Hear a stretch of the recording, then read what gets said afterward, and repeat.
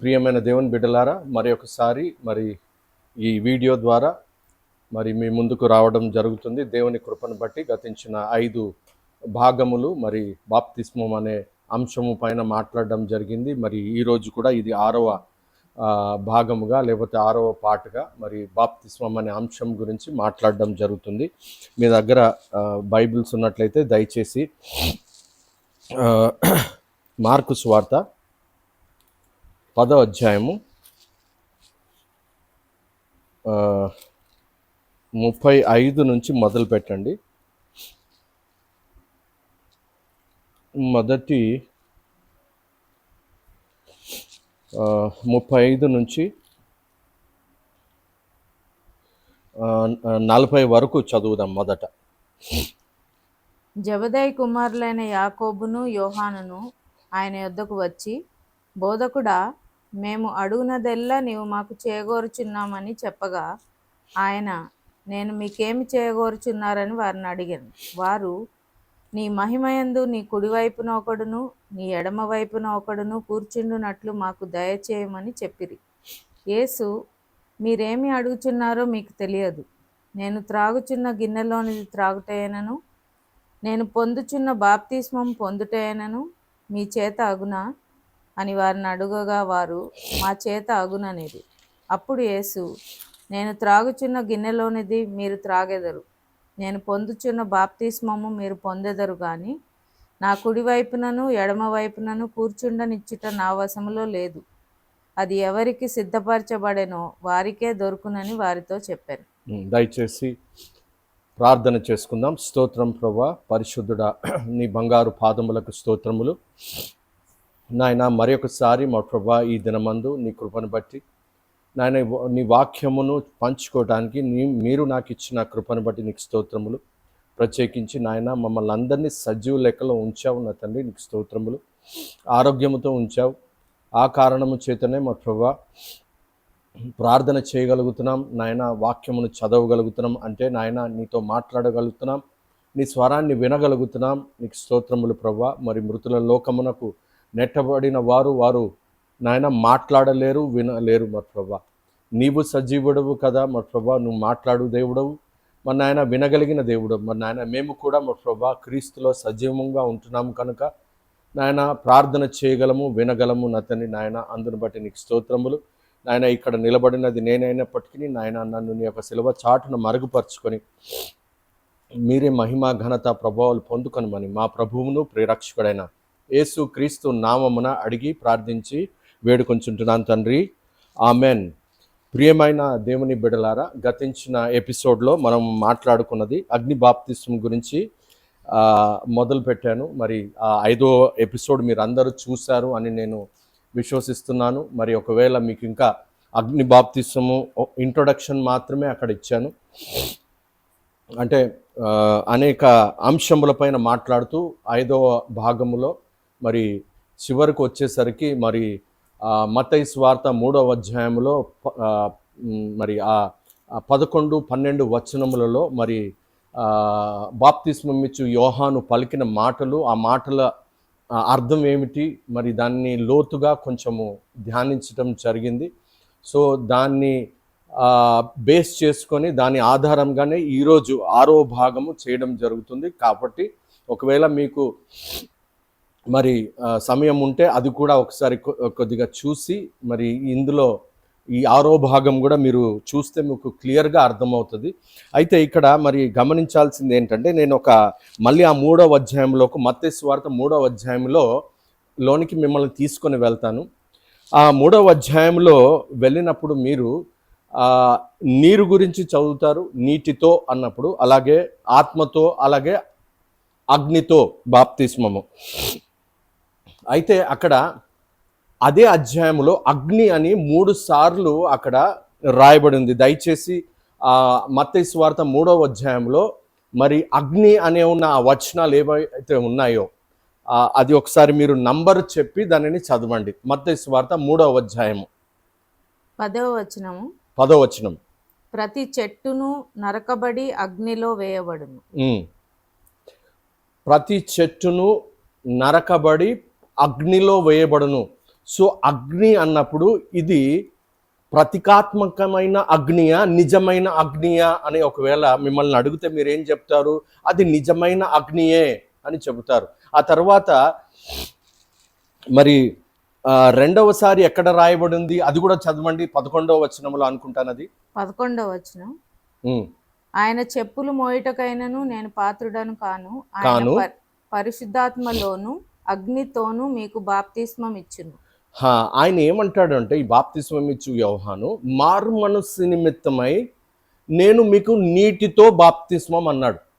అంటే నీరు అంటే అక్కడ ప్రతీకాత్మకమైన నీరా లేకపోతే నిజమైన నీరా అంటే మీరేమంటారు? నిజమైన నీరే. ఎందుకనంటే బాప్తిస్మం తీసుకునే అనుభవములు ఉన్నవారు ప్రతి సంఘంలో బాప్తిస్మం తీసుకుంటారు. అంటే అది నిజమైన నీళ్ళలో బాప్తిస్మం ఇస్తారా, ఉత్తుత్తి నీళ్ళలో బాప్తిస్మం ఇస్తారా అంటే నిజమైన నీళ్ళలో బాప్తిస్మం ఇస్తారు. అంటే అది ప్రతీకాత్మకమైనది కాదు, నిజముగా లిటరల్ వాటర్ అన్నప్పుడు లిటరల్ సెన్స్ అక్కడ. మరి అలాగే పరిశుద్ధాత్మలోనూ ఆయన ఇస్తాడు అన్నాడు. ఎవరు అనంటే యేసుక్రీస్తు ప్రభువారు, నా వెనకాల వచ్చువాడు యేసుక్రీస్తు ప్రభువారి గురించి చెబుతూ ఆయన పరిశుద్ధాత్మలోను లేదంటే తోను బాప్తిజం ఇచ్చేవాడు. అంటే పరిశుద్ధాత్మ అన్నప్పుడు ఆ ఆత్మ అనేది ప్రతీకాత్మకమైనదా, నిజమైనదా? నిజమైనదే ఆత్మ. సింబాలిక్గా అక్కడ ఏం చెప్పలేదు. మరి ఆ తర్వాత అగ్నితోను అని కూడా అంటాడు అక్కడ. అగ్నితోను అన్నప్పుడు అది ప్రతీకాత్మకమైన అగ్ని అండి, అది మరి అగ్ని వంటి శ్రమలండి.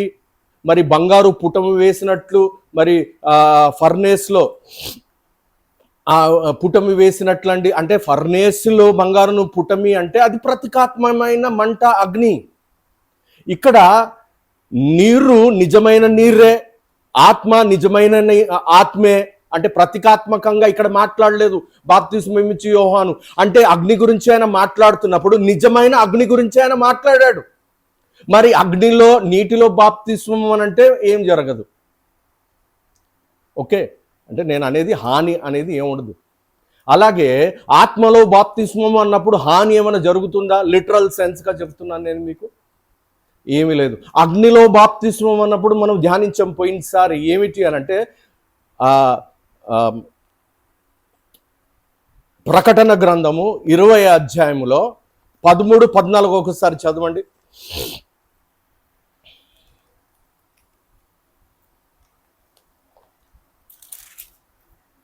ప్రకటన గ్రంథము 20వ అధ్యాయము 13, 14 వచనములు. సముద్రము తనలో ఉన్న మృతులను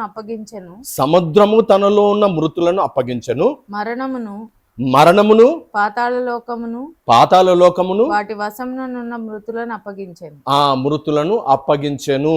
వారిలో ప్రతివాడు తన క్రియల చొప్పున తీర్పు పొందెను. మరణమును మృతుల లోకమును అగ్నిగుండములో పడవేయబడును. ఈ అగ్నిగుండము రెండవ మరణము. ఇంగ్లీష్లో మీరు చూస్తున్నట్లయితే అగ్నిగుండముకి లేక్ ఆఫ్ ఫైర్ అని ఉంది. అంటే లేక్ అని అంటే ఒక చిన్న సరస్సు. మనము సముద్రము వేరు, లేకపోతే చిన్న సరస్సు వేరు. సరస్సు అంటే ఒక బిగ్ వాటర్ బాడీ. అంటే అక్కడ వాటర్ బాడీ కాదు, కానీ అక్కడ ఏమని రాస్తుంది అని అంటే లేక్ ఆఫ్ ఫైర్ అన్నప్పుడు ఒక అగ్ని వంటి కాదు, అగ్ని సరస్సు. అంటే అక్కడ ఏంటి, లిటరల్గా అగ్నిలో మరి ఆ సముద్రము మృతులను అప్పగిస్తుంది, మరణము. అలాగే ఇంకేముందండి 14వ వచనంలో మరణమును కూడా, తర్వాత మరణమును మృతుల లోకమును. అంటే పోయినసారి నేను చెప్పాను సమాధులు తెరవబడతాయి. సో క్రీస్తు మధ్యాకాశమునకు వచ్చినప్పుడు, క్రీస్తు వస్తున్నప్పుడు క్రీస్తునందు మృతి పొందిన వారు మొదట లేతురు అనంటే ఆ సమాధులు తెరవబడతాయి. అలాగే బ్రతికి ఉన్నవారు, ఆ సమయంలో క్రీస్తులో ఉన్నవారు సమాధి అనే శరీరములో నుంచి వారికి విడుదల దొరుకుతుంది. అంటే సమాధులు తెరవబడతాయి. కానీ కొన్ని సమాధులు తీర్పు పునరుద్ధానముకై అలాగే ఉంటాయి, అవి తెరవబడవు.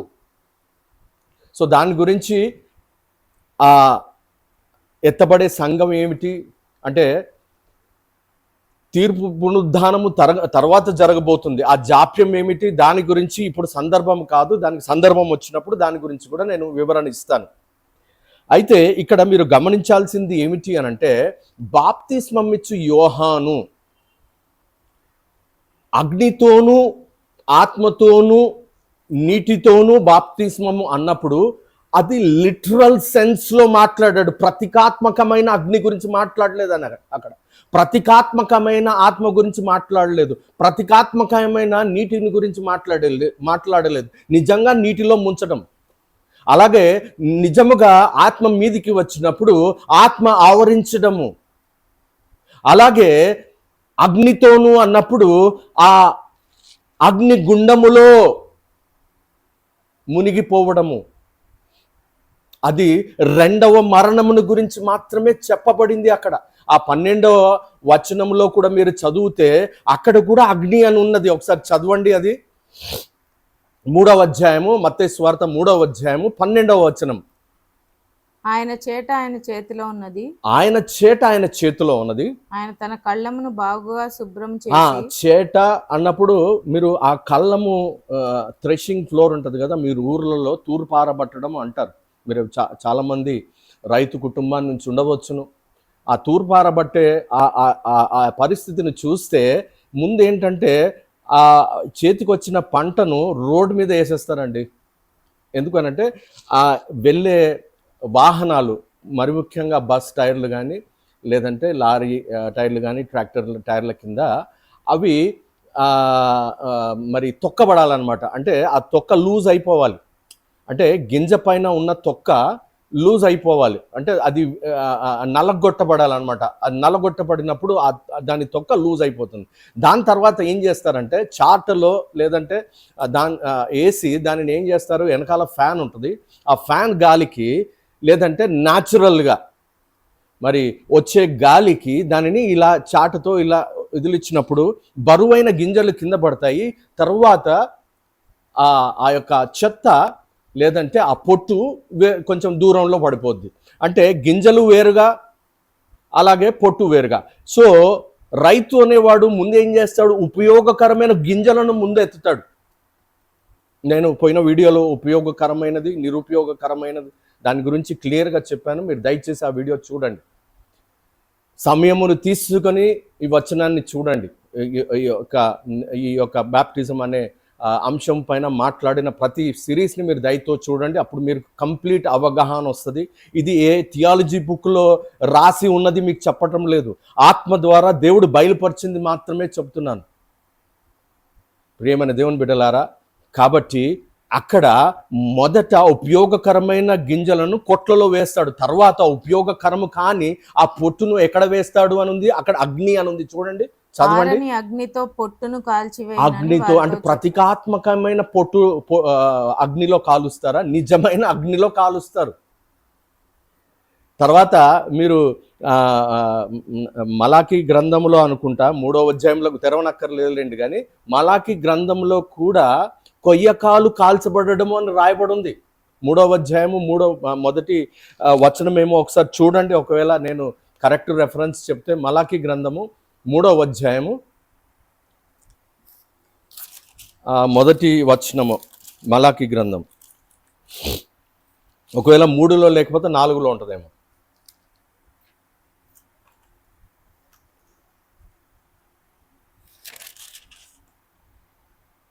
మలాకి గ్రంథము 4వ అధ్యాయంలో నేను చదువుతానులేండి. ఏలయనగా నియమింపబడిన దినము వచ్చుచున్నది, కొలిమి కాలునట్లు అది కాలును. అంటే ఇక్కడ కొలిమి అని ప్రతీకాత్మకంగా చెప్పారు, కానీ అగ్ని మాత్రం నిజమైన అగ్నియే. గర్విష్ఠులందరూ దుర్మార్గులందరూ అంటే ఉపయోగకరము కానీ ఉపయోగకరమైనవి ముందు ఎత్తబడతాయి. క్రీస్తు రాకడప్పుడు ఉపయోగకరంగా ఉన్నవారు ఎత్తబడతారు, పరిశుద్ధులు ఎత్తబడతారు. ఆ తరువాత కొయ్యకాలు వలె వారు ఎలాగుంటారంటే కొయ్యకాలు వలె. కొయ్యకాలు అంటే ఇంగ్లీష్లో స్టబుల్ అని రాయబడింది.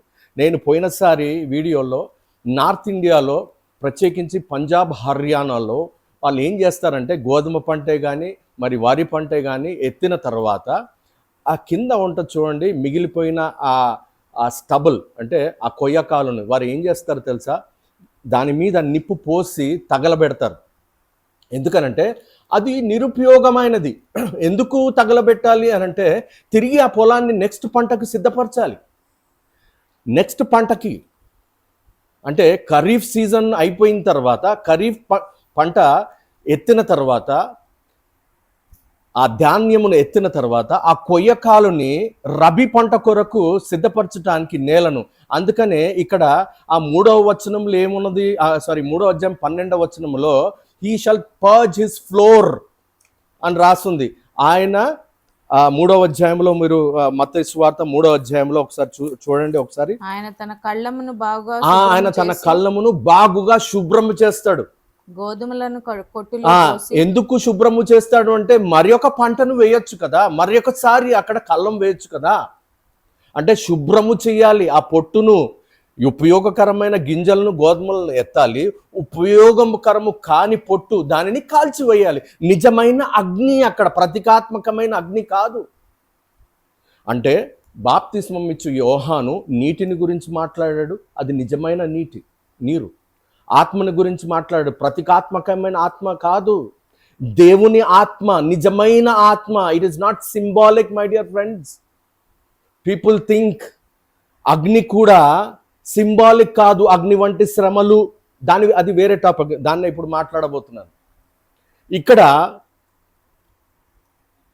బాప్తిస్మం ఇచ్చి యోహాను ఈ 3 అంశములలో ఒకటి నీటి బాప్తిసం గురించి మాట్లాడాడు, రెండవది పరిశుద్ధాత్మ బాప్తిసం అంటే పరిశుద్ధాత్మ బాప్తిసం గురించి మాట్లాడాడు, మూడవది అగ్ని గుండములో వేయబడుట, అగ్ని బాప్తిస్మము. గమనించాలి ప్రియమైన దేవుని బిడ్డలారా, దేవుని సంగమ. కాబట్టి ఇది ఎంతో ప్రాముఖ్యమైన అంశము. అగ్నితో బాప్తిస్మము అనేది మీకు మరి బాప్తిస్మం ఇచ్చు యోహాను, ఎందుకంటే బాప్తిస్మమును ఇంట్రడ్యూస్ చేసింది ఆయనే. కాబట్టి ఆయన మాటలను లిటరల్ సెన్స్లో అర్థం చేసుకోవాలి. బైబిల్ చదవకుండా అగ్ని వంటి శ్రమలేనేమో అని కాదు, కాంటెక్స్ట్లో చదవాలి బైబిల్ని, చరిత్రలో బైబిల్ని చదవాలి. మరి ముఖ్యంగా దేవుని సేవకులు ఇష్టం వచ్చినట్టు మాట్లాడకూడదు. ప్రసంగం చేసేటప్పుడు అసలు ఏ కాంటెక్స్ట్లో మాట్లాడారు అంటే పరిశీలించాలి. అగ్ని అనేది నిజమైన అగ్నియా, ప్రతీకాత్మకమైన అగ్నియా? ఇప్పుడు మీరు చూడండి, ఇంకా కొన్ని వచనాలు నేను మీకు చూపిస్తాను. 1 పేతురు 1వ అధ్యాయం 7వ వచనం ఒకసారి చూడండి.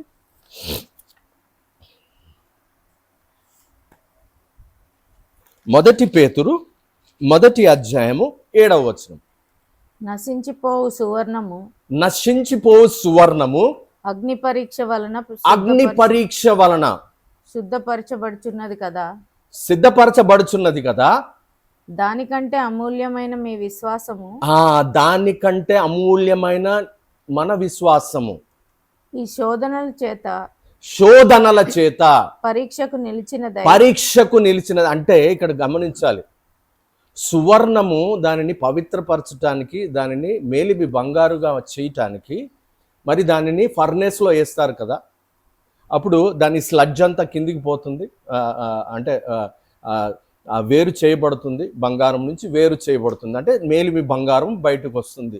అంటే దాని అర్థం ఏమిటి? అది ప్రతీకాత్మకంగా నా విశ్వాసమును, అంతకంటే విలువైన వారము కదా, నా విశ్వాసమును అక్కడ పరీక్షించడానికి. అంటే అక్కడ ప్రతీకాత్మకము, అంటే శ్రమలు ఏంటి, నిజమైన అగ్ని కాదు, ప్రతీకాత్మకమైన అగ్ని. ఒకసారి మళ్ళీ చదవండి. అది నశించిపోవు సువర్ణము అగ్ని పరీక్ష వలన శుద్ధపరచబడుతున్నది కదా, దానికంటే అమూల్యమైన మీ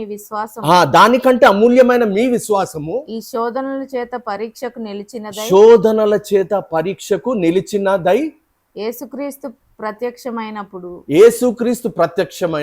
మీకు మెప్పును మహిమయు మీకు మెప్పుయు మహిమయు ఘనతయు కలుగుటకు కారణమగును. కలుగుటకు కారణమగును. ఇది ప్రతీకాత్మకంగా చెప్పబడింది. అలాగే ఇదే పేతురు గ్రంథంలో 4వ అధ్యాయం 12వ వచనం ఒకసారి చదవండి. ప్రియులారా మిమ్మను శోధించుటకు మీకు కలుగుచున్న అగ్ని వంటి మహాశ్రమను గూర్చి. అగ్ని వంటి మహాశ్రమలు అంటే శ్రమలకు, అగ్ని దేనికి ప్రతీకాత్మకంగా ఉన్నది? శ్రమలకు. కానీ దాని అర్థం ఏమిటి? నిన్ను శ్రమ పెట్టాలంటే నిన్ను అగ్నిలో బాప్తిసం చేయడం కాదు. అగ్ని బాప్తిసం అని అంటే అది తీర్పు.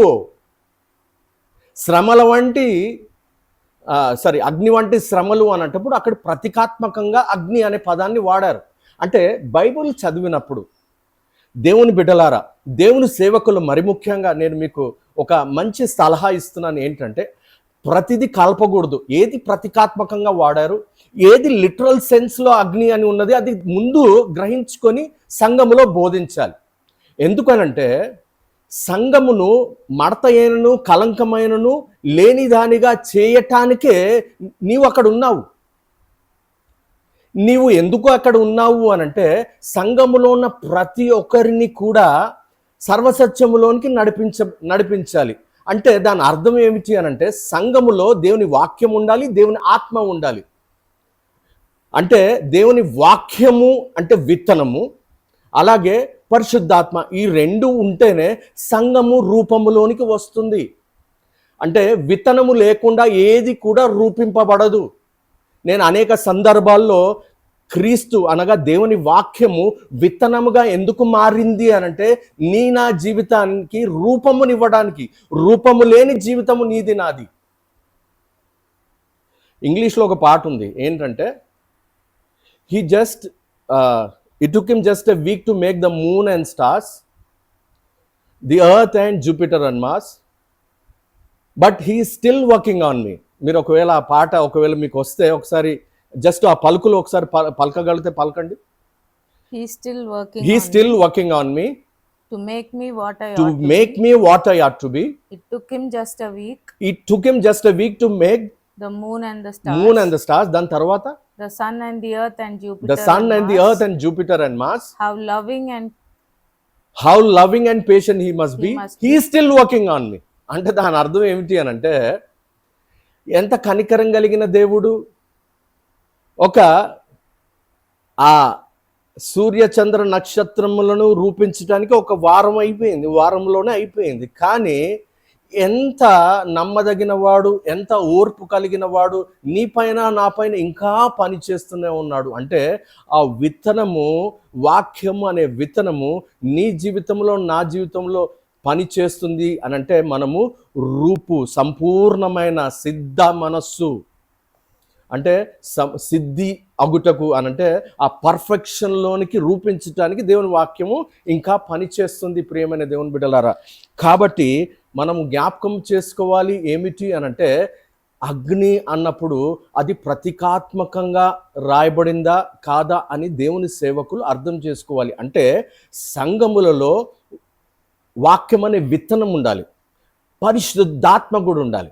ఈ రెండు ఉంటేనే సాధ్యం. ఆత్మ ఇంపార్టెంటు, వాక్యం అనే విత్తనము కూడా ఇంపార్టెంట్. ఈ రెండు లేని పక్షాన సర్వసత్యములోనికి సంఘాన్ని తీసుకొని వెళ్ళలేరు. ప్రియమైన దేవుని బిడ్డలారా, కాబట్టి ఇది ఒక చిన్న సలహా మాత్రమే. సంఘము మేలు కోరి, అంటే నేను ఒక సంఘాన్ని గురించి నేను మాట్లాడట్లేదు, కానీ సార్వత్రిక సంఘములో ఉన్న సంఘముల కొరకు, స్థానిక సంఘముల కొరకు నేను మాట్లాడుతున్నాను అంతే.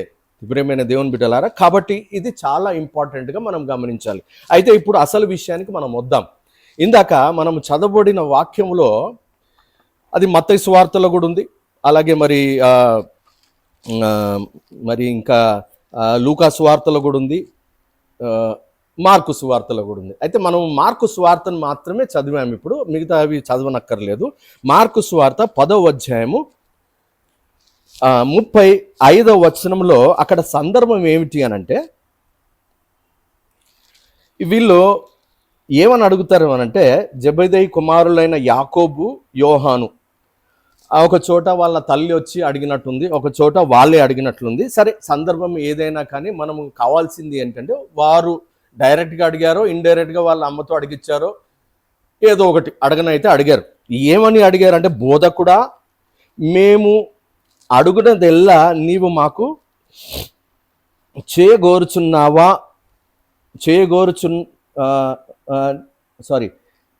మేము అడుగునదెల్లా నీవు మాకు చేయగోరుచున్నామని చెప్పగా, ఒకసారి మీరు చదవండి అది తెలుగులో.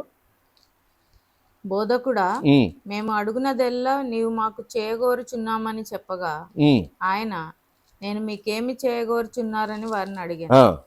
వారు, నీ మహిమయందు నీ కుడి వైపున ఒకడును నీ ఎడమ వైపున ఒకడును కూర్చుండునట్లు మాకు దయచేయమని చెప్పింది. చూడండి, ఇప్పుడు నేను ఉదాహరణ దీన్ని ఎక్స్ప్లెయిన్ చేయాలో చెప్తాను. ఒక ముఖ్యమంత్రి దగ్గరికి వెళ్ళి, ఒక సామాన్యుడు వెళ్ళి, నన్ను డిప్యూటీ చీఫ్ మినిస్టరు ఇద్దరు అనమాట, యోహాను తర్వాత యాకోబు, ఇటువైపు ఒక డిప్యూటీ చీఫ్ మినిస్టరు, ఇటువైపు ఒక డిప్యూటీ చీఫ్ మినిస్టర్ను చెయ్యండి అని అంటే, యేసుక్రీస్తు ప్రభువారు నా చేతుల్లో ఏమి లేదు, హైకమాండ్ చేతిలో ఉంది అన్నట్టుగానే ఉంది ఇక్కడ అర్థం. కానీ ఆయన యేసుక్రీస్తు ప్రభువారు ఒక మాట అంటారు, 38వ వచనం, యేసు మీరేమి అడుగుచున్నారో మీకు తెలియదు. మీరేమి అడుగుతున్నారో మీకు తెలియదు. అరే పిచ్చోళ్ళలారా, మీరేం అంటే యేసుక్రీస్తు ప్రభువారు ఆ మాట అనలేదు. ఒకవేళ ఒక ముఖ్యమంత్రిని వెళ్ళి అడిగితే ఆయన కూడా డైరెక్ట్గా వాళ్ళతో పిచ్చోళ్ళారా అని అనకపోవచ్చు ముఖ్యమంత్రి. అయితే వారిని అడిగి, అరే నాయన, ముందు ఎమ్మెల్యే కావాలా, ఆ తర్వాత మీరు ఎలక్షన్లో గెలవాలా, గెలిచిన తర్వాత హైకమాండ్ నిర్ణయిస్తుంది అని చెప్పినట్లుగా మీరు ఏం అడుగుతున్నారో మీకు తెలీదు అని చెప్తూ యేసుక్రీస్తు ప్రభు వారు ఏమంటారు చూడండి, నేను త్రాగుచున్న గిన్నెలోనిది త్రాగుటైనను నేను త్రాగుచున్న గిన్నెలోనిది త్రాగుటైనను, నేను పొందుచున్న బాప్తిస్మం పొందుటైనను మీ చేత అగునా అని, నీ చేత అగునా అంటే ఇక్కడ మత్తయి సువార్తలో ఇది మనం చదివింది మార్కు సువార్త. అదే మత్తయి సువార్తలో ఇదే అంశము, బాప్తిస్మం అనే పదం వాడలేదు, కానీ నేను త్రాగుచున్న గిన్నెలోనిది మీరు త్రాగగలరా అని అడిగినట్లే ఉంది. బాప్తిస్మం అనేది లేదు. అంటే ఇక్కడ ఏమి సూచిస్తున్నది అని అంటే, చూడండి, క్రీస్తు యొక్క మరణాన్ని, బాప్తిస్మం అన్నప్పుడు మరణంని సూచిస్తున్నది ఇక్కడ. మొదట్లో నేను చెప్పాను కదా, బ్యాప్టిజో అన్నప్పుడు అది మరణము అంటే బరియల్నే సూచించింది. అంటే జల సమాధి అయిన పడవని గురించి మనం మాట్లాడాము, అనేక సందర్భాల్లో మాట్లాడాము. అది నేను ఇంకా మళ్ళీ ఒకసారి రిపీట్ చేయను, గతించిన వీడియోలు మీరు వినే ఉంటారు. కాబట్టి ఇప్పుడు అది ఎలాగున అంటే యేసుక్రీస్తు అంటే ఈ అంశమును మనము అర్థం చేసుకోవాలంటే అసలు యేసుక్రీస్తు ప్రభువారు ఎలాంటి బాప్తిస్మం పొందారు అంటే, ఎందుకు ఈ విషయాన్ని చెప్తున్నాను అంటే, చాలామంది ఏమంటారంటే అది యేసుక్రీస్తు ప్రభువారు మరి బాప్తిస్మం ముందు నీటిలో యోహాను చేత పొందాడు. పొందిన తర్వాత ఆకాశం తెరవబడింది, పరిశుద్ధాత్మ మరి దిగు రావడం కూడా అక్కడ మెన్షన్ చేయబడింది. అయితే ఇదేంటి బాప్తిస్మం అని దీనిని అగ్ని బాప్తిస్మం అని చెప్తూ ఉంటారు. అయితే నేను ఒక వివరణ ఇస్తాను మీకు, మీరు దయచేసి నన్ను గమనించండి. చూడండి, నేను మీకు అనేక సందర్భాల్లో క్రీస్తు యొక్క జననము, క్రీస్తు యొక్క మరణము ఐడెంటికల్గా ఉంటుందని నేను మీకు చెప్పాను. ఒకసారి మళ్ళీ మీకు చెప్తాను. చూడండి, ఒక గీత గీస్తున్నాను. ఈ గీత నా వీడియోస్లో మీరు చాలాసార్లు మీరు గమనించుండొచ్చు. ఇది ఒక సీ లెవెల్ అనుకోండి, లేకపోతే గ్రౌండ్ లెవెల్ అనుకోండి. Either A sea level or A ground level.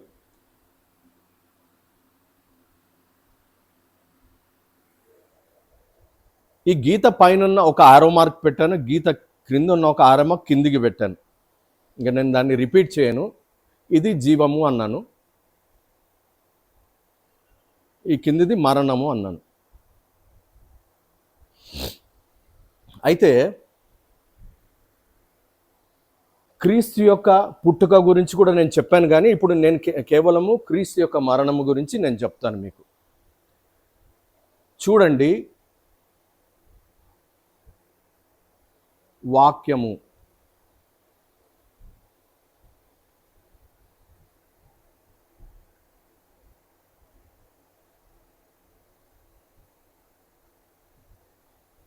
ఇది సమాధి.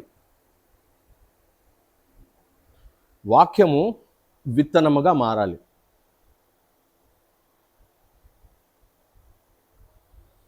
అంటే క్రీస్తు తనను తాను రిక్తునిగా చేసుకోవాలి. ఫిలిప్పీలకు రాసిన పత్రికలో మీరు చదువుతారు 2వ అధ్యాయంలో ఆయన తనను తాను రిక్తునిగా చేసుకున్నాడు అని చదువుతారు. నేను ఇప్పుడు అది చదవమనట్లేదులే, కానీ వాక్యము విత్తనముగా మారి విత్తనము పడి చస్తేనే కానీ ఫలించదు అని యేసుక్రీస్తు ప్రభు వారు కూడా అనేక సందర్భాల్లో చెప్పారు. అది కూడా మనం చదివాము ఇంతకుముందు. అయితే ఆ విత్తనం ఎప్పుడైతే పడి చనిపోతుందో పరిశుద్ధాత్మ సమాధి, గర్భము, తల్లి గర్భము, సమాధి, ఇవన్నీ కూడా నేను ఇన్నఫ్ ఆఫ్ ఎక్స్ప్లెనేషన్స్ ఇచ్చాను. ఈ మొదటి 5 వీడియోలు మీకు చూస్తే మీకు అర్థమవుతుంది, నేను రిపీట్ చేయట్లేదు. అయితే ఇక్కడ సమాధి తెరవబడుతుంది. ఎజికియల్ 37వ అధ్యాయంలో కూడా నేను యాంపుల్ ఎక్స్ప్లెనేషన్ ఇచ్చాను, కాబట్టి అది కూడా ఒకసారి చూసుకోండి. అంటే సమాధి తెరవపడి ఇదిగో జీవం అంటే అక్షయమైన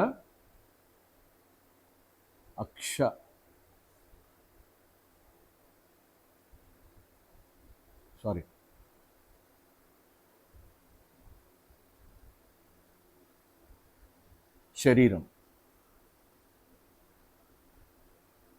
చూడండి, బాప్తిసం యేసుక్రీస్తు ప్రభువారు బాప్తిసం ఎలా పొందారు అంటే ముందు నీటిలోనికి వెళ్ళారు. చూడండి, అంటే వాక్యము విత్తనముగా మార్చబడేది ఏంటి అని అంటే మరణము కొరకు సిద్ధపరచబడడం. వాక్యాన్ని మరణము కొరకు సిద్ధపరచడం అంటే చూడండి, ఇది నీరు అనుకోండి. ఒకవేళ ఇది నీరు అనుకుంటే యేసుక్రీస్తు ప్రభువారు బాప్తిసం తీసుకున్నాడు, ఏం చేశారు? నీటిలోనికి he went into water and he came out of water.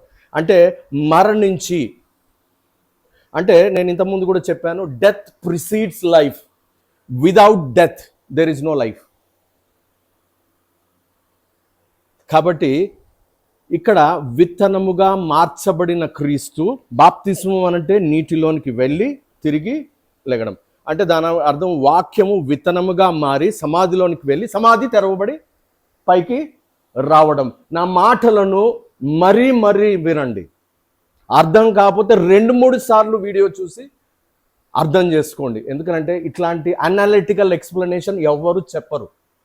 దేవుని కృపను బట్టి నా గొప్ప నేను చెప్పుకోవట్లేదు, కానీ దేవుడు థియాలజీలో చదువుకున్నవి కాదు ఇవి. దేవుని ఆత్మ చేత నింపబడ్డాను కాబట్టి ఆత్మ ప్రేరేపణను బట్టి ఇటువంటి అనాలిటికల్ స్కిల్స్ దేవుడు నాకు ఇచ్చాడు. కాబట్టి ఈ ఫిగర్ని చూడండి, నా మాటలు వినండి, వాక్యమును చదవండి, దేవుని అడగండి, అయ్యా నాకు అర్థమయ్యేటట్లు చెప్పు, బాప్తిజం అంటే ఏమిటి అని అర్థమయ్యేటట్లు ఆయనను అడగండి. అంటే చూడండి, ఇది బాప్తిస్మము కాదా? ఇది సమాధిలో చూడండి అక్కడ ఏం జరిగింది? విత్తనముగా పాతిపెట్టబడిన క్రీస్తు ఆ క్వికనింగ్ స్పిరిట్ అంటే జీవములోనికి తెచ్చువాడు, మరించిన దానిని తిరిగి జీవింపజేయువాడు. అంటే నేనే పునరుద్ధానమును జీవమును అయి ఉన్నాను అంటే ప్రాణము లేని దానికి జీవమును ఇవ్వగలడు, ప్రాణము పోయిన దానిని కూడా తిరిగి జీవింపజేయగలడు. నేనే జీవమును పునరుద్ధానము. యోహాను సువార్త 11వ అధ్యాయంలో ఉంది, మీరు దాన్ని చదువుకోండి. అయితే ఇక్కడ జరిగింది ఏంటంటే ఈ ప్రాసెస్ ఉంది కదా, అంటే ఇక్కడ ఏంటి? It is nothing. ఇది ఏంటంటే పరిశుద్ధాత్మ ఆవరించినప్పుడు కన్యక మరియ కూడా గర్భము ధరించింది. ఆ గర్భములోంచి శిశువు అంటే అక్కడ దేవుని యొక్క విత్తనం అంటే కుమారుడైన విత్తనం. ఆది యందు వాక్యం ఉండెను, వాక్యము దేవుని యొద్ద ఉండెను, వాక్యము దేవుడై ఉండెను అన్నప్పుడు ఆ వాక్యమే విత్తనముగా కన్యక గర్భములో ప్రవేశించి ఆ విత్తనము చనిపోతేనే ఒక బేబీ జీసస్ ఆకారము ఆ గర్భములో, అంటే గర్భము ఆల్సో ఈజ్ ఈక్వల్ టు సమాధి. సముద్ర గర్భము అన్నాము, భూగర్భము అంటాము. కాబట్టి చూడండి, డెత్ ప్రిసీడ్స్ లైఫ్ అంటే తండ్రి యొక్క విత్తనమైన కుమారుడు తల్లి గర్భములో చనిపోతేనే జీవంలోనికి రాడు. అది కూడా బాప్తిస్మమే. క్రీస్తు అంటే ప్రీ టెంపోరల్ క్రైస్ట్. నేను అనేక సార్లు వివరించాను దీన్ని, మరీ చెబుతున్నాను, మీరు అర్థం చేసుకోండి. విత్తనముగా అంటే ప్రీ టెంపోరల్ క్రైస్ట్ అంటే భూమి పునాదులు వేయబడక మునుపే ఉన్న క్రీస్తు, కుమారుడైన క్రీస్తు తను తాను రిక్తునిగా చేసుకొని విత్తనముగా మారి కన్యక గర్భమందు ప్రవేశించి ఆ విత్తనము చనిపోతే జీవము, అంటే అక్కడ ఏమి జరిగింది? ఆ గర్భంలో జీవమును పోసుకున్నాడు క్రీస్తు. జీవమును పోసిన వాడు ఎవరు అంటే పరిశుద్ధాత్ముడు. అందుకనే క్రీస్తు జన్మ మానవ ప్రమేయము లేదు. మిమ్మల్ని ఎవరైనా అడిగితే బలముగా చెప్పాలి. నీలో బలం ఉంటే నువ్వు చెప్పగలవు. కాబట్టి ఆ బలము మీరు పొందుకోవాలని ఈ ప్రయాస, ప్రియమైన దేవుని బిడ్డలారా. కాబట్టి అక్కడ విత్తనముగా ఆయన చనిపోతేనే, అంటే మరియ గర్భంలో చనిపోతేనే మనము ఆ శరీరధారిగా వాక్యమును మనం చూసాం. అదే శరీరధారిగా ఉన్న క్రీస్తు తిరిగి మళ్ళీ బాప్తిస్మము, మళ్ళీ అంటే భూమి పునాదులు వేయబడక మునుపు ఒక బాప్తిస్మము, అంటే క్రీస్తు పుట్టుకక ముందు ఒక బాప్తిస్మము, మళ్ళీ క్రీస్తు ఇదిగో సమాధిలో పెట్టబడడం కూడా ఒక బాప్తిస్మమే. చూడండి, ఇదిగో he went in and he came out, in and out. This is say ground or water or death. So డెత్లో నుంచి జీవములోనికి, అంటే మరణంలో నుంచి జీవములోనికి వచ్చుట. కానీ ఇక్కడ మీరు ఇంపార్టెంట్గా గమనించాల్సింది ఏంటంటే ఈ వాక్యము విత్తనముగా మారటము, అది అంశం. ఇప్పుడు ఆ అంశం ఏమిటి అనంటే, ప్రియమైన దేవుని బిడ్డలారా, మీరు గమనించాలి. యేసు క్రీస్తు ప్రభువారు ఆ శిలువ మరణము ప్రధానంగా ఏమిటి అనంటే, మీరు ఒక వచనం చెప్తాను, మీరు చదవండి దయచేసి. యోహాను సువార్త 19వ అధ్యాయము 33, 34. వారు యేసునొద్దకు వచ్చి అంతకు ముందే ఆయన మృతి పొంది యుండుట చూచి ఆయన కాళ్ళు విరుగొట్టలేదు గాని సైనికులలో ఒకడు ఈటతో ఆయన ప్రక్కను పొడిచెను. వెంటనే రక్తమును నీళ్లును కారెను. నీరెందుకు గారింది? ఎందుకు కారింది అంటే, రక్తము ఆఖరి బొట్టు తర్వాత నీరే వస్తుంది. ఇంకా రక్తం లేదుగా. అంటే ఆఖరి బొట్టు వరకు తన రక్తాన్ని కార్చాడు అని అర్థం. ఇక్కడ 2 విషయాలు మీకు చెప్తాను, చాలా జాగ్రత్తగా వినండి. నేను ఇది తుడిచేస్తున్నాను, మీకు అర్థమైంది.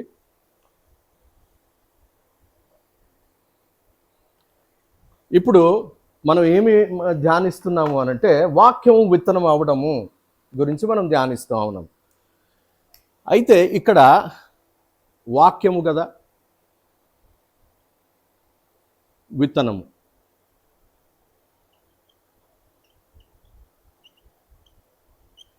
ఈ ప్రాసెస్ ఉంది కదా, వాక్యం విత్తనముగా మారటము, దీన్ని తనను తాను రిక్తునిగా, అంటే తనను తాను ఖాళీ చేసుకోవడం అన్నమాట. అంటే ఇక్కడ జరిగేది ఏంటి అనంటే, యేసు క్రీస్తు ప్రభు వారు పాపముతో పోరాడారు. ఇప్పుడు ఆ మాట నేను చెప్పాను కదా, పాపంతో పోరాడాడు అని మీరు ఎట్లా చెప్తారు? ఎలా చెప్తారు? అర్థం చేసుకోండి. పాపంతో పోరాడాడు అని అంటున్నాను నేను, మరణమగునంత వరకు పోరాడాడు అంటున్నాను. అంటే చెడుతో ఆయన పోరాడాడు అని చెబుతున్నాను. అంటే దాని అర్థం ఏమిటి అనంటే, ప్రియమైన దేవుని బిడ్డలారా, క్రీస్తు కూడా ఏమిటి అనంటే అంతరంగ పురుషుడు, బాహ్య పురుషుడు. అంతరంగ పురుషుడు పాపంతో పోరాడాడు అంటున్నాను. మరి అంతరంగ పురుషుడు పాపంతో పోరాడాడు అని మీకు ఎట్లా తెలుస్తుంది? అంటే నా అంతరంగము నేను పాపంతో పోరాడుతున్నానని చెప్తాను. మీకు ప్రూఫ్ ఏంటి? ప్రూఫ్ ఏంటి మీరు చెప్పండి. నేను చెప్తానండి, నా అంతరంగం పాపంతో పోరాడుతుందండి రోజు అని చెప్తాను. దానికి రుజువు ఏంటి? మీరు అడగరా నన్ను రుజువు ఏంటి అని? మరి ఆనాడు ఒకవేళ నాస్తికులు కానీ ఎవరైనా ఉన్నట్లయితే ఆ రోజు అడగవలసిన ప్రశ్నే, మరణమగునంత వరకు పాపంతో పోరాడాడు అని అంటే ఏంటి రుజువు? అంటే దాని అర్థం ఏమిటి అని అంటే, మీరు చూడండి ఇక్కడ నేను ఏమంటున్నాను, ఇక్కడ మరణముతో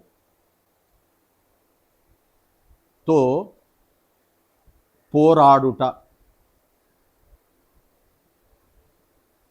ఈజ్ ఈక్వల్ టు, ఇది కనబడదు నాకు, ఇది కనబడని విషయం, ఎవరికి కనబడదు. యేసుక్రీస్తు తన అంతరంగములో పాపముతో పోరాడుతున్నాడు. ఆయన అంతరంగమును నువ్వు నేను చూడలేము, నా అంతరంగమును కూడా నువ్వు నేను చూడలేము. కాబట్టి ఏమి చూస్తాము అనంటే ఆయన బాహ్య పరిస్థితిని చూస్తాం. ఆయన బాహ్య పరిస్థితి ఏమిటి అనంటే, ఆయన సిలువ మీద మొత్తబడ్డాడు. సిలువ పైన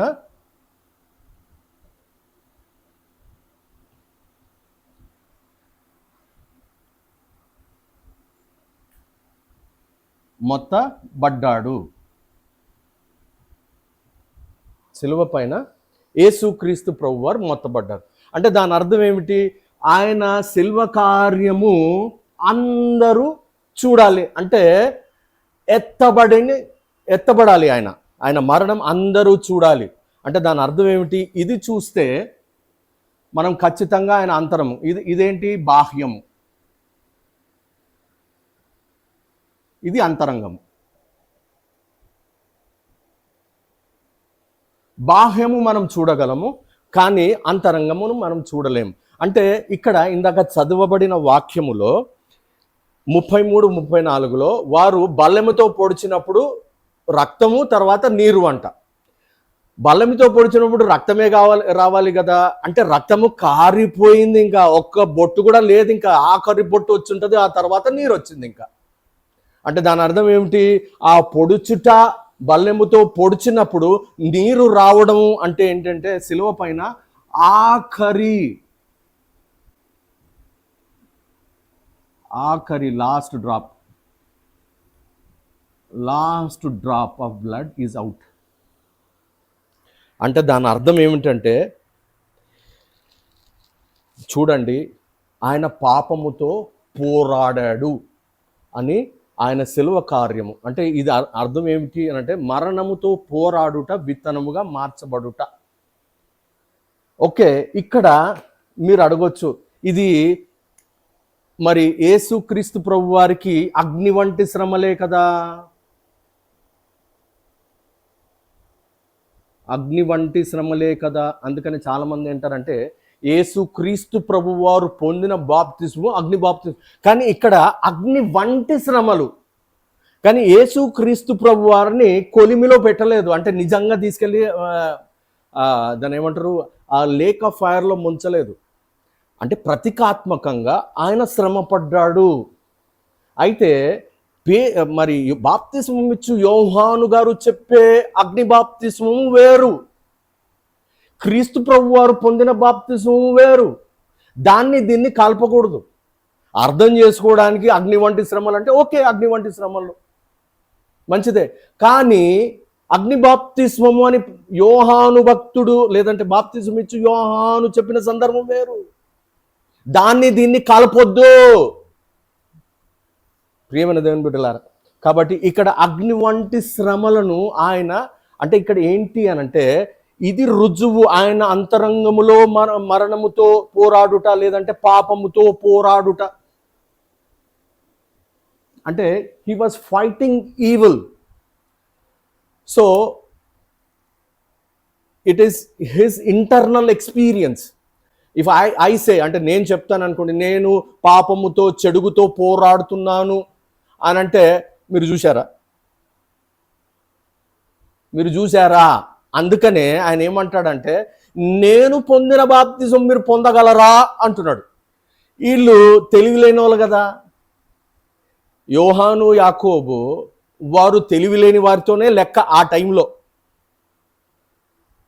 కాబట్టి మేము పొందగలము అన్నారు. కానీ ఇటువంటి బాప్తిజమము అంటే అంతరంగములో పోరాటము, పాపముతో చెడుగుతో పోరాటము, అంటే ఆఖరి పొట్టు కార్చు వరకు అనేది రుజువు ఉండాలి.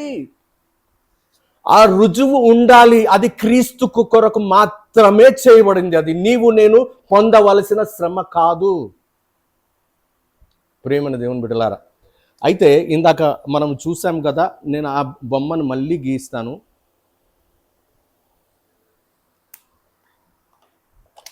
చాలా జాగ్రత్తగా గమనించాలి. ఇది వెరీ క్రిటికల్ టు అండర్స్టాండ్. మళ్ళీ నేను ఇలస్ట్రేటివ్గా, అనాలిటికల్గా మీకు చెప్పే ప్రయత్నం నేను చేస్తాను. చూడండి,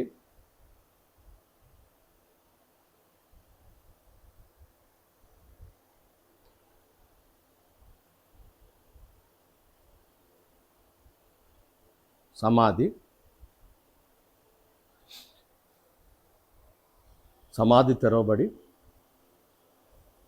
మహిమలో మహిమ అంటే క్రీస్తు శరీరధారి విత్తనముగా మారి సమాధిలో పెట్టబడినప్పుడు పరిశుద్ధాత్మ దేవుని ఆత్మ తనను తిరిగి జీవింపచేసినప్పుడు ఆయన పునరుద్ధానుడై మహిమలో ప్రవేశించాడు. మహిమ అంటే దాని అర్థం మహిమ శరీరం. అంటే చూడండి, ఇప్పుడు యాకోబుకి తర్వాత యోహానుకి ఈ మహిమ కావాలి. ఇప్పుడు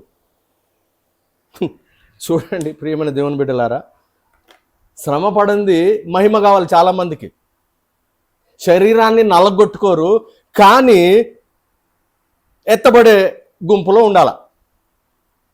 విత్తనము లేనిది విత్తనముగా నీవు పాతి పెట్టబడింది, మహిమలో నువ్వు ప్రవేశించలేవు. అందుకనే రోమిలకు రాస్తూ మన పౌలు భక్తుడు 8వ అధ్యాయము నాకు తెలిసి 35వ వచనంలోనేమో ఏమంటాడంటే, ఎందరినైతే పిలిచాడో వారిని నీతిమంతులుగా తీర్చాడంట.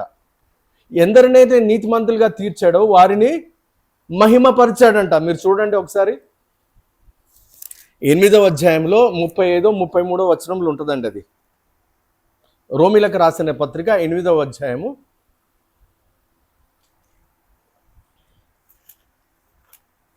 అది కరెక్ట్ రెఫరెన్స్. ఒకవేళ నేను తప్పు చెప్పానేమో. 8వ అధ్యాయంలో అయితే పర్ఫెక్ట్, అది 8వ అధ్యాయంలోనే ఉంది. అది 30వ వచనం, రోమిలకు రాసిన పత్రిక 8వ అధ్యాయం 30వ వచనం నేనే చదువుతాను. మరియు ఎవరిని ముందుగా నిర్ణయించనో వారిని పిలిచెను, ఎవరిని పిలిచెనో వారిని నీతిమంతులుగా తీర్చెను, ఎవరిని నీతిమంతులుగా తీర్చెనో వారిని మహిమపరచెను. మహిమపరచడము అనంటే పునరుద్ధానం, మహిమ గల శరీరము అంటే లెఫ్ట్ రైట్ పొజిషన్స్ వాళ్ళకి కావాలా. అంటే దాని అర్థం ఏమిటి అనంటే, ఆయన పొందిన బాప్తిస్మము ఏంటి అనంటే వాక్యము విత్తనముగా మారడము బాప్తిస్మము. క్రీస్తు పొందిన బాప్తిస్మము ఆయన ఆ మరణంను సూచిస్తున్నది. ఏంటంటే ఆయన అంతరంగములో పాపముతో పోరాడాడు అనడానికి రుజువేంటి? ఆఖరి పొట్టు వరకు రక్తాన్ని కార్చాడు. అంటే ఆ గిన్నె, ఏదైతే గిన్నె నేను తాగానో అంటున్నాడో ఆ గిన్నెని గురించి చెప్తున్నాడు ఆయన. అంటే ఆయన పొందిన శ్రమను గురించి చెప్తున్నాడు. అది అగ్ని వంటి శ్రమయే, కానీ యోహాను బాప్తిసం ఇచ్చు యోహాను చెప్పు అగ్ని బాప్తిసము కాదు. అది జడ్జిమెంట్ గురించి, అది ఏంటంటే తీర్పును గురించి చెప్పబడినది. దాన్ని ఇంకా వివరిస్తాను నేను. దాన్ని ఇంకా వివరించినప్పుడు అప్పుడు ఇంకా మీకు క్లియర్గా అర్థమవుతుంది. సో ప్రతీకాత్మకంగా అగ్ని ఇక్కడ ఏంటి? ప్రతీకాత్మకమైన అగ్ని వంటి శ్రమలు యేసుక్రీస్తు ప్రభువారు పొందారు. కానీ బాప్తిసం ఇచ్చు యోహాను చెప్పిన అగ్నితోను బాప్తిసం అది ఇది వేరు. అర్థం చేసుకోవాలి. అంటే యేసుక్రీస్తు ప్రభువారు పొందిన, అంటే వాక్యం విత్తనంగా మార్చబడాలి అని అంటే అంతరంగములో పాపముతో పోరాడాలి. అంటే అంతరంగ పురుషుడు శక్తి కలిగిన వాడు. అంతరంగ పురుషుడు ఎప్పుడైతే శక్తి కలిగిన వాడో అంతరంగ పురుషుడు ఎప్పుడైతే అంతరంగ పురుషుడు, జాగ్రత్తగా చూడండి, పురుషుడు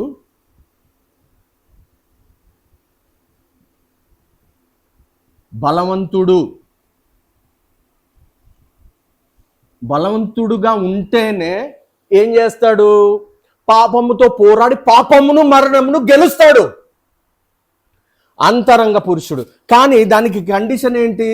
బాహ్య పురుషుడు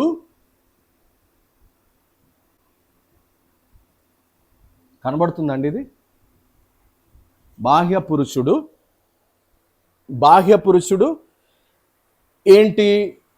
బలహీనపరచబడాలి. బలవంతుడు, అంతరంగ పురుషుడు బలవంతుడు కావాలి అనంటే పాపమును జయించాలి. అంటే నీవు నేను కూడా పాపమును జయించాలి, శోధనలను జయించాలి అని అంటే దాని అర్థం ఏమిటి? అంతరంగ పురుషుడు బలపరచబడాలి. అది ఎప్పుడు సాధ్యము? బాహ్య పురుషుడు బలహీనపరచబడినప్పుడు. బలహీనపరచబడినప్పుడు.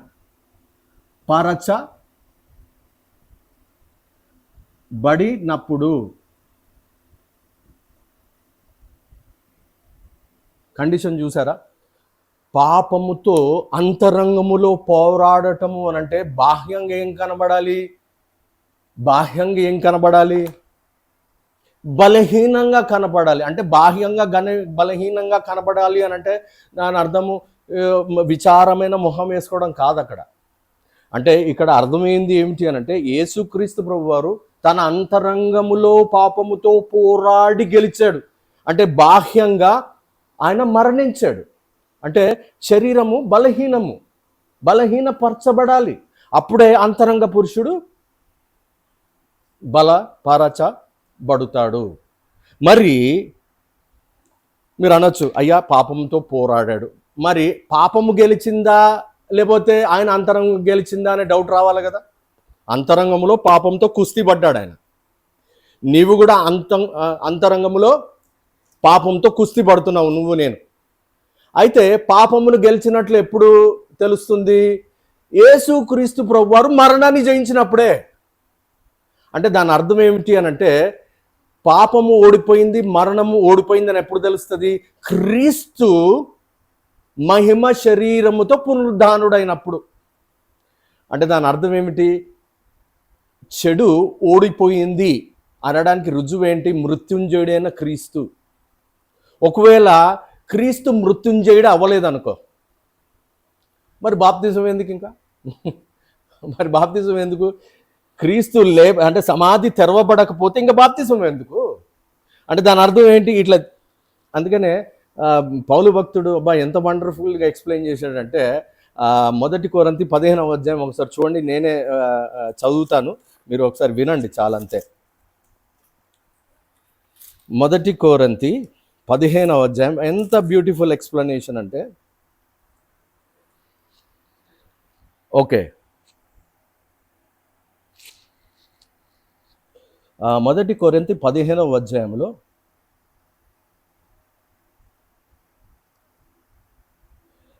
29వ వచనంలో, ఇట్లు కాని ఎడల అంటే పునరుద్ధానము లేని ఎడల మృతుల కొరకై బాప్తిస్మము పొందువారేమి చేతుర్రు? అంటే అప్పుడు మృతుల కొరకు బాప్తిస్మం తీసుకుంటే, అంటే చనిపోయిన వారి కొరకు, అంటే మన పితరులు చనిపోయారు అనుకోండి, ఆ పితరులు పరలోక రాజ్యంలో ఉండాలంటే మనం బాప్తిస్మం అంటే తీసుకొని మళ్ళీ మనం తిరిగి లేస్తే వారు లేస్తారనే నమ్మకం లేండి. సో దాన్ని పక్కన పెట్టండి. అంటే మృతుల పునరుద్ధానము లేకపోతే ఇక బాప్తిసం పొందుట ఎలా? అందుకని ఆయన కింద చదువుతాడు. మరియు 30 వచనంలో, మరియు మేము గడియకు ప్రాణ భయంతో ఉండనేలా. తర్వాత ఇంకా 32వ వచనంలో, మనుష్య రీతిగా నేను ఎఫెస్సులో మృగములతో పోరాడిన ఎడల నాకు లాభం ఏంటి? అంటే ఆయన మృగముతో పోరాడటము అంటే పాపముతో పోరాడటము. అంతరంగములో అంటే బాహ్యంగా ఆయన ఏం చెప్తున్నాడు? నేను మృగములతో పోరాడుతున్నాను అంటున్నాడు. అంటే అంతరంగములో మరణముతో పాపంతో పోరాటము. అంటే మృగములతో పోరాడుతున్నాడు అని ఆయన బాహ్యం గురించి చెప్తున్నాడు. కానీ అంతరంగంలో ఆయన పౌలు భక్తుడు ఏం చేస్తున్నాడు? పాపముతో మరణముతో పోరాడువాడుగా ఉంటున్నాడు. అట్లా అయినప్పుడు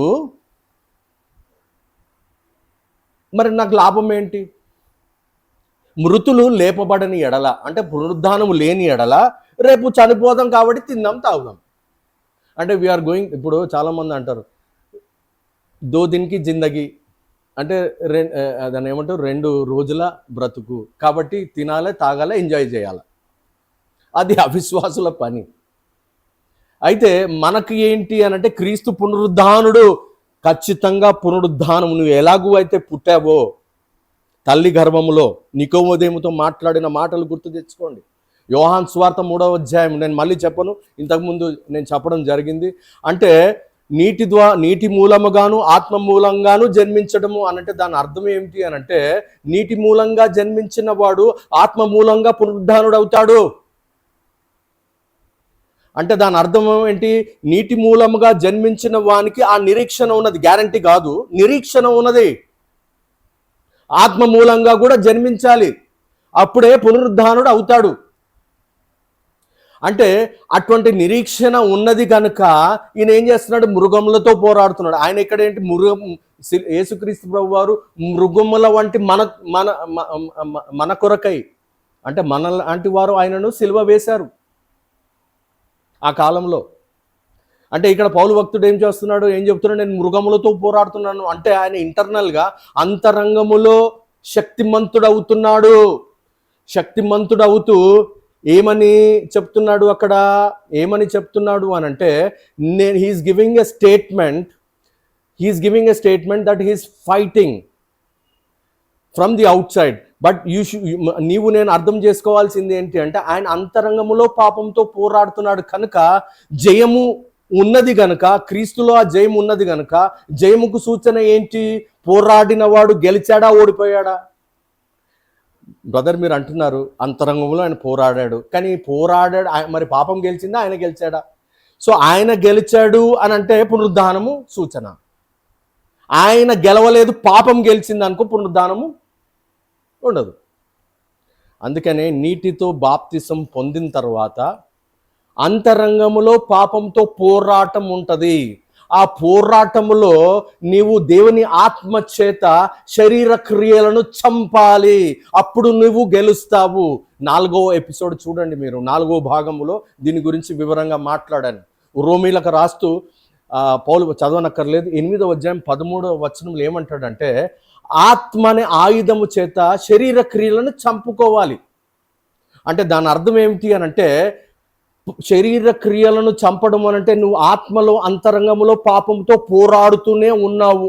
పోరాడుతూ నీవు ఏం చేసావు అనంటే పై చెయ్యి సాధించావు. ఎవరి వలన అంటే క్రీస్తు వలన. క్రీస్తు యొక్క పునరుద్ధాన శక్తి నీలో పరిపూర్ణమైంది. నీ అంతటా నువ్వు పోరాడి గెలవలేవు. క్రీస్తు యొక్క ఏమిటి? క్రీస్తు యొక్క బలము నీలో పరిపూర్ణమగినప్పుడు దానికి రుజువేంటి? నువ్వు గెలిచావు అనంటే క్రీస్తు రాకడ అప్పుడు మధ్యాకాశంలో వచ్చినప్పుడు క్రీస్తు నందు మృతి పొందిన వారు అంటే సమాధులు తెరవబడతాయి. శరీరం అనే సమాధిలో ఉన్నవారు కూడా లేపబడతారు. అది రుజువు ప్రియమైన దేవుని బిడ్డలారా. కాబట్టి యేసు క్రీస్తు ప్రభు వారు పొందిన బాప్తిసం యొక్క అర్థం ఇది. ఏదో అగ్ని బాప్తిసం అంటే కాదు, అర్థం చేసుకోవాలి. దేవుని వాక్యమును అర్థం చేసుకోవాలి. లోతైన అనుభవము సంఘానికి కూడా చెప్పాలి. నీకు అనుభవం ఉంటే నువ్వు చెబుతావు. కాబట్టి దేవుని బిడ్డలైన వారు అటువంటి పోరాడే అనుభవం ఉంటేనే, అంతరంగములో పాపముతో పోరాడే అనుభవము అంటే దానికి సూచన ఏంటి తెలుసా? శరీరం బలహీనమైపోతుంటుంది. ప్రతి విషయంలో అంతరంగము బలపరచబడుతుంది. మీరు 2వ కొరింథీ 12వ అధ్యాయం 9వ వచనంలో మరి ఆయన ముమ్మారు తనకు కలిగిన ఆ యొక్క ఇబ్బంది గురించి ప్రార్థన చేశాడంట. ఆయన ప్రార్థన చేస్తే, పౌలు భక్తుడు ప్రార్థన చేస్తే, నా కృప నీకు చాలును అన్నాడంట. అప్పుడు ఈయనేమంటాడు? నేను ఎప్పుడైతే బలహీనుడనో అప్పుడే బలవంతుడను అంటున్నాడు. ఎందుకంటే శరీరము బలహీనంగా ఉంటే అంతరంగము బలంగా ఉంటుంది, పాపముతో పోరాడగలుగుతుంది. ఎప్పుడైతే శరీరము స్ట్రాంగ్గా ఉంటుందో, దయచేసి వినండి, నన్ను క్షమించండి, నేను మళ్ళీ చెప్తున్నాను, ఎప్పుడైతే శరీరం బలంగా ఉంటుందో అంతరంగం బలహీనంగా ఉంటుంది. శరీరం బలం అనంటే ఆస్తులు, శరీరానికి బలం ఏంటండి? ఆస్తులు, హోదా, ఈ రెండే. ఆస్తులను ఆధారము చేసుకొని ఏమేమి అడుగుతారండి? మీరు చెప్పండి, ఏమేమి అడుగుతారు చెప్పండి? ఆస్తులను ఆధారం చేసుకొని ప్రధానంగా అడిగేది, దయచేసి అర్థం చేసుకోండి, మళ్ళీ మళ్ళీ చెప్తున్నాను అని అర్థం చేసుకోకండి. ఆస్తులను ఆధారం చేసుకుంటే నువ్వు ఆస్తులను బట్టి గర్వించిన వాడవై నీ కుమారునికి పెళ్లి చేసినప్పుడు నువ్వు కట్నం అడుగుతావు. ఎందుకనంటే నేను మళ్ళీ చెప్తున్నాను, 100 కోట్ల ఆస్తి ఉంటే 20 కోట్లు కట్నం అడుగుతావు. అంటే మరి శరీరము బలమైనదే కదా, మరి అంతరంగము బలహీనం. నువ్వు పాపంతో పోరాడుతున్నావు అంటే దాన్ని అర్థం చేసుకోవచ్చు. అంటే దాని అర్థం ఏమిటి? మృగములతో నువ్వు పోరాడుతున్నావా అంటే కాదు. నువ్వు కట్నం తీసుకుంటే మృగంతో ఎట్లా పోరాడుతున్నావు నువ్వు? కాబట్టి క్రైస్తవులు మరి ముఖ్యంగా ఇది గమనించాలి. క్రైస్తవులు వ్యభిచారం చేయరండి, క్రైస్తవులు దొంగతనాలు చేయరు, బహుశా లంచాలు కూడా తీసుకోరు. కానీ చూడండి, పెళ్లి డిస్కషన్స్ అయినప్పుడు మీరు చూడండి, వారిలో ఉన్న ఆ శరీరతత్వము, ఆ బలము బయటకు వస్తుంది. ఏమని బయటకు వస్తుంది అంటే, మాకు ఇంత ఆస్తి ఉన్నది. దాని అర్థం అంతే కదా. ఇంకా శరీరము బలహీనమా బలమా? అది శరీరము బలంగా ఉంది అంటే అంతరంగము బలహీనంగా ఉంది. మరి అంతరంగం పాపంతో పోరాడుతుందా అంటే లేదు. మృగములతో నువ్వు పోరాడుతుంటే నీ శరీరము, అప్పుడు అంతరంగములో పాపంతో నువ్వు పోరాడినట్టు లెక్క. ఎక్కడ? పౌలు భక్తుడు మృగములతో పోరాడాను అన్నాడు. మరి ఎక్కడా? అటువంటి సాక్ష్యం నీకున్నదా? ప్రియమైన దేవుని బిడ్డలా, కాబట్టి ప్రతి దేవుని సేవకుడు శరీరము బలహీనపరచబడినప్పుడు ఆయన బలము నీలో పరిపూర్ణమవుతుంది కనుక నువ్వు పాపమును జయించగలవు. క్రీస్తు బలమే. కాబట్టి దేవుని ఆత్మ పొందుకోవడం అంత అవసరము. ప్రియమైన దేవుని బిడ్డలారా, మీరు అనొచ్చు, అయ్యా మరి ఆత్మ పొందుకున్న వాళ్ళు అంటే, ఆత్మ పొందుకున్న వాళ్ళు కనిపెట్టాలి, ప్రార్థన చేయాలి, చాలు, మీ రక్షణక చాలు. కానీ గమనించాలి ఏనంటే, ఆత్మతో శరీర కార్యములను చంపగలవు నువ్వు. సో అంతరంగముతో నువ్వు పాపముతో పోరాడి గెలుస్తున్నావు అని అర్థము. ప్రియమైన దేవుని బిడ్డలారా, కాబట్టి ప్రియమైన దేవుని సంగమ, ఇటువంటి లోతైన మర్మములు మీరు అర్థం చేసుకోవాలని ఈ ప్రయాస. నేనేదో గొప్ప స్పీకర్ని అవ్వాలనో, లేకపోతే నేను ఏదో గొప్ప సేవకున్నానో కాదు. ఇక్కడ ఏంటి అనంటే, దేవుని కృపను బట్టి దేవుని శక్తి నాలో పరిపూర్ణం అవుతున్నది కనుక దేవుడు నాకు బయలుపరిచిన ఆత్మీయ సత్యాలను మాత్రమే ఇలాగున్న అనాలిటికల్గా నేను చెప్పగలుగుతున్నాను. అయితే ఇది జెబెదీ కుమారుల వల్ల నేను కోరుకున్నది కాదు. ఆయనయే నన్ను మహిమపరచువాడుగా ఉన్నాడు. వారు క్రీస్తు ఎటువంటి మహిమలో ఉన్నాడో ఆ మహిమకు లెఫ్ట్ అండ్ రైట్ అడిగారు వాళ్ళు. కానీ ఆయన పొందిన బాప్తిసము ఇటువంటిది. కానీ నీవు పొందిన బాప్తిసము ఎటువంటిది అనేది ప్రశ్న. ప్రియమైన దేవుని బిడ్డలారా, ఇంతటితో ఈ యొక్క పరిచయను, ఈ దిన పరిచయను ముగిస్తాను. నేను మరొకసారి ఇంకా ఈ అగ్ని బాప్తిసం అంటే తీర్పును గురించి మాట్లాడబోతున్నాను. తీర్పు నాడు ఏమి జరగబోతుంది, క్రీస్తు రాకడ ఎలాగుంటుంది అనే అంశములను నేను మాట్లాడబోతున్నాను. కాబట్టి భవిష్యత్తులో నేను మరి దానికి ఇదే సిరీస్లో చెప్తాను, వేరే సిరీస్లో చెప్తాను, నేను ఇప్పుడు చెప్పలేను. దేవుని దగ్గర కనిపెట్టుకొని ఆ విషయాన్ని మీకు చెప్తాను. దయచేసి తలలు వంచండి. స్తోత్రము ప్రభువా, పరిశుద్ధుడా, నీ బంగారు పాదములకు స్తోత్రములు. నీ కృపను బట్టి మరి ప్రభువా, ఇదిగో నేను గ్రహింపలేని గొప్ప సంగతులను, గూఢమైన సంగతులను నాయన నాకు బయలుపరిచావు. నీ బిడ్డలకు కూడా బయలుపరచు దేవుడు వేయించినావు. నీవు అన్యాయస్తుడవు కాదు కదన్న తండ్రి నాయన. మేము మొర్రపెట్టినప్పుడు అడుగుడి మీకు ఇవ్వబడును, తట్టుడి మీకు తీయబడును, వెతకుడి మీకు దొరుకును. అడుగు ప్రతివానికి ఇవ్వబడును, వెతుకు ప్రతివానికి దొరుకును, తట్టు ప్రతివానికి తీయబడును. అంటే దాని అర్థము మా ప్రభువా, నీ ఆత్మ కొరకు అడుగు ప్రతివానికి నువ్వు ఇస్తావు, నువ్వు అన్యాయస్తుడవు కానే కాదు అనేది సత్యము నా తండ్రి నాయన. కావున నాయన నీ కృపను బట్టి నాయన ఇదిగో ఆత్మీయ సత్యములను నీవు నాకు బయలుపరిచింది. నీ బిడ్డల ముందు పెట్టాను నా తండ్రి నాయన. అవి వారి యొక్క జీవితములలో వాటిని ఆశీర్వాదకరంగా చేయండి, సర్వ సత్యములోనికి వారిని నడిపించమని వేడుకుంటున్నాను. అలాగూ చేసి మహిమను పొందుకొనమని మా ప్రభువును ప్రియరక్షకుడైన యేసు క్రీస్తు నామమున అడిగి ప్రార్థించి వేడుకొంచుంటున్నాను తండ్రి, ఆమెన్. దయచేసి ప్రియమైన దేవుని బిడ్డలారా, ఈ ఛానల్ని మీరు సబ్స్క్రైబ్ చేసుకోండి. ఈ వాక్యము అనలిటికల్గా నేను చెప్పగలుగుతున్నాను అంటే అది కేవలము దేవుని కృప, దేవుని శక్తి నాలో పరిపూర్ణం అవుతుంది కాబట్టి నేను చెప్పగలుగుతున్నాను. దయచేసి ఛానల్ని సబ్స్క్రైబ్ చేసుకోండి. మరి మీకు ఈ వాక్యము మీ క్రైస్తవ స్నేహితులకు కూడా దయచేసి వాక్యమును మీరు పంపగలరు. దేవుడు మిమ్మల్ని దీవించును గాక. ఆమెన్.